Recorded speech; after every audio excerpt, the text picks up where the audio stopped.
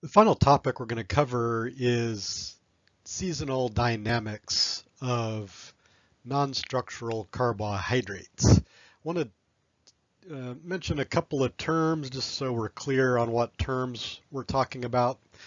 In this literature, we'll often see reference to non-structural carbohydrates. That basically just means starch plus sugars. That means carbohydrates that are available to the plant for metabolism or use. So it doesn't include cellulose, for instance. So starch, as we know, is a storage compound for sugars. It has alpha 1,4 bonds, which we already talked about, which are readily metabolized by the plant. So it's a storage molecule. And then, of course, sugars, oligosaccharides and monosaccharides, those also can be can be metabolized by the plant. So when we're talking about these dynamics, you'll see on the y-axis some combination of either non-structural carbohydrates. Sometimes they'll refer to starches, sometimes they'll refer to sugars. But in general, what we're talking about are carbohydrates that are available for use by the plant. So in this case, this particular graph is looking at starch content as a percent of the dry mass of that particular tissue. So in this case, we're looking at, for 26-year-old Douglas fir, we're looking at two elevations. An elevation that's lower in elevation, that's the dotted line, and then a higher elevation plot, that's the solid lines, and then two different tissues, either needles, which are these lines, or bark. So they're looking at starch concentration in needles and bark at upper and lower. So a couple of things that we see. One, in general, the needles have a higher starch concentration than bark. So a greater fraction of their mass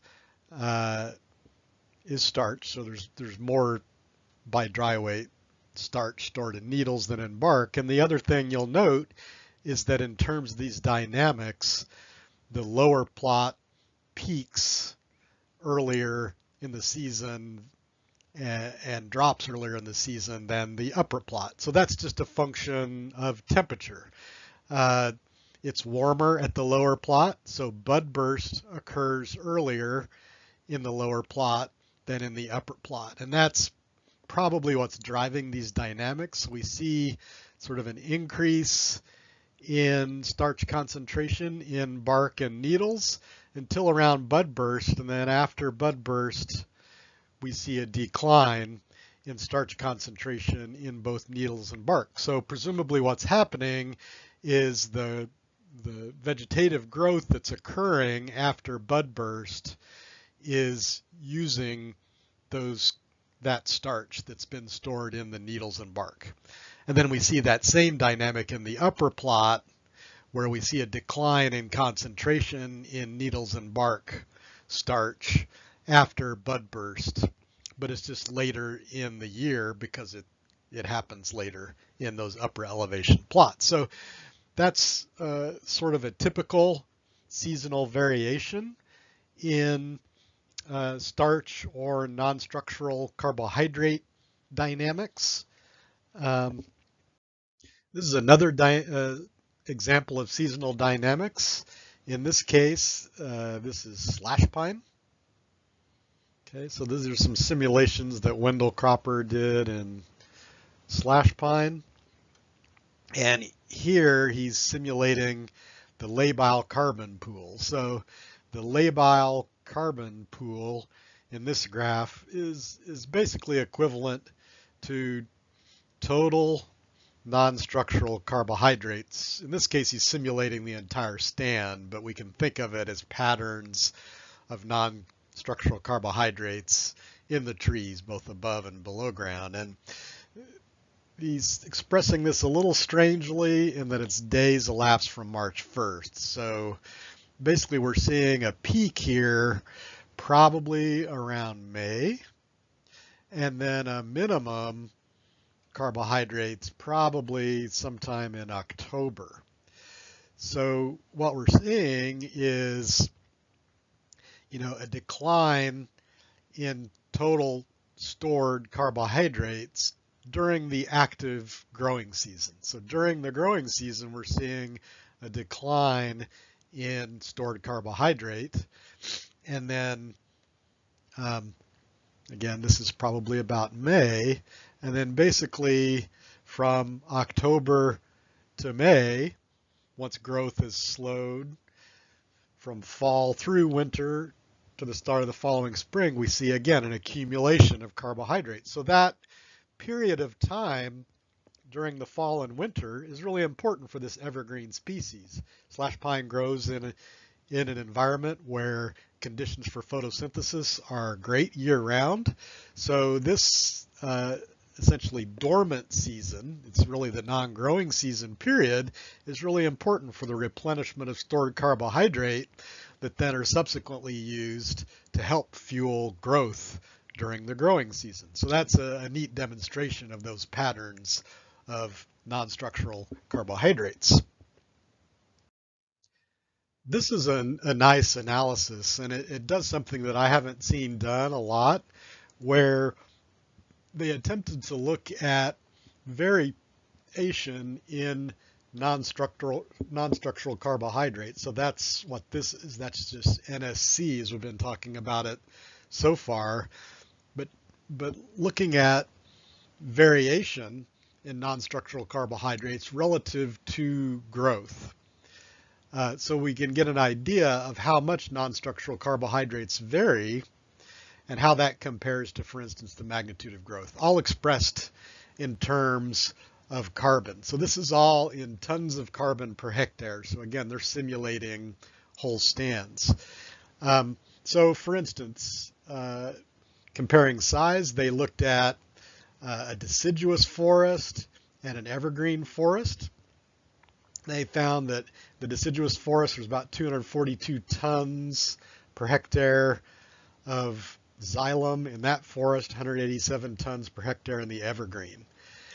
By comparison, the non-structural carbohydrate pool in the xylem was 6 tons of carbon per hectare for deciduous species and 2 in evergreen, so quite a bit more carbon stored in the deciduous trees, although they were a little bit bigger. But this is sort of the important number here. This is diff C. So in this case, diff C equals the difference between max and min non-structural carbohydrate during year. So that sort of tells us how much, sort of compared to the previous graph, what's the distance between that peak concentration and the minimum concentration. So that difference was 1.3 tons of carbon per hectare per year in the deciduous species and 0.8 in the evergreen species. By comparison, annual above ground increment, so how much growth occurred above ground, in the deciduous trees was 1.8 and the evergreen was 1.5. So similar amounts of growth, but what you can see in the deciduous species, quite a bit bigger diff C. Okay, so that suggests that, and it's interesting that diff C is similar magnitude to above ground increment. So, and like almost equal to total leaf mass. So this suggests that in these forests that they measured, stored carbohydrates are a really important source for the biomass that's produced during the year. Now these are just sort of snapshots, but this is, like I said, this is an analysis that I haven't seen very often, sort of showing the relative size of those pools and the relative size of growth. So in this case, those deciduous trees used quite a bit of stored carbon for growth. This graph is from loblolly pine, and it shows, these are model simulations for a control plot and plot that's been fertilized. It shows gross carbon balance. So that gross carbon balance, and this is on a daily basis, that gross carbon balance is basically carbon fixed, or basically photosynthesis for that day, minus growth and respiration. Okay? So it's saying in any particular day, this value, this gross carbon balance, is the difference between the amount of carbon fixed and the amount of carbon used. Okay, so if that value is, here's 0, if that value is positive, that means more carbon fixed than used. And obviously if that value is negative, that means more carbon used than fixed. So it's basically a daily carbon balance. And this is really cool. So in this case, they're plotting this versus day of year. So this is a little easier to read. 0 is January 1st. What you can see is from January 1st until about day 100. So that's sometime in April. Daily carbon balance was positive. But sometime starting in April through about day 210, so maybe sometime into August, that value is negative. And again, this is during the rapid growth season right here. So during that period when growth is rapid, more carbon was used than was fixed. So what that means is that during that rapidly growing period, this number is larger than this number. So what that means is that stored carbohydrates are being used during that time to help fuel growth. So the next graph expresses these same data, but relative to basically labile carbon. So in this case, this is labile carbohydrates. And again, this is sort of like the Cropper graph. Labile carbohydrates just equals non-structural carbohydrates. So what you can see is that, again, starting in day 100 to about day 210, there's a decrease in that total stored carbohydrate. And that's because that's the period when that daily carbon balance was negative. When your daily carbon balance is negative, when you're using more carbon than is being fixed by photosynthesis, that means you're taking carbon out of storage. It's like a bank. If your withdrawals are greater than your deposits, then your bank balance goes down.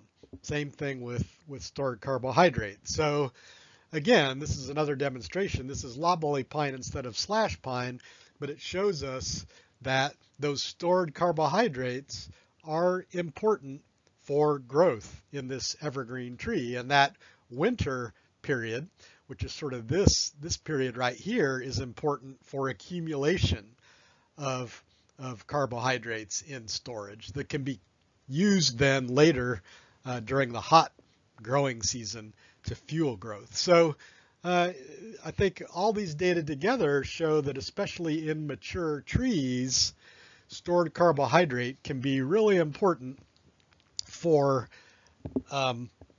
fueling growth. Another important aspect of stored carbohydrates is that stored carbohydrate are important for stress response.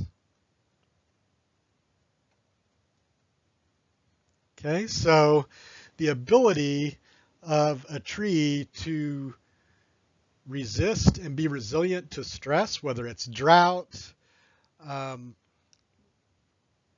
defoliation, whatever. A lot of that depends on its ability to draw on stored carbohydrate.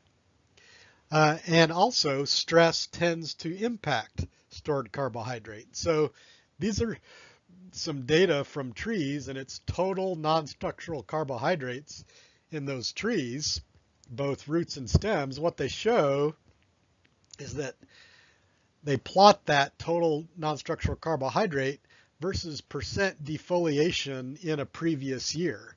What they show is that trees that were defoliated in the previous year were depleted in stored carbohydrate, probably because there was a reduction in ability to photosynthesize and maybe even stored carbohydrate used to respond to that defoliation event. So certainly stress can deplete stored carbohydrate, and repeated depletion of that storage can eventually, reduce the ability of a tree to respond to stresses, for instance. One of the reasons that mature trees are more resilient to stress, or the other way to think about it is one of the reasons that the seedling phase is the most vulnerable phase of a tree's life, is because seedlings have very little stored carbohydrate. If they're defoliated or injured, they have very little stored carbohydrate to respond to that. Whereas big trees, if they're defoliated or otherwise injured, they generally have abundant stored carbohydrate to respond to that. This is the same paper, but it shows that in some cases, stored carbohydrate is related to a tree's ability to survive a stressful event. And in this case, it was defoliation. So in this case, they sort of see a threshold type response where around, 2.5% total non-structural carbohydrate, that's the period when they start to see quite a bit tree mortality. Now, there are some trees with those low carbohydrates that still survived, but all of the mortality that did occur was at low total non-structural carbohydrate. So very often you'll see that people, when they're interested in quantifying the potential of trees to respond to stress, they'll often measure non-structural carbohydrates because they are one important component of a tree's ability to respond to stressful events.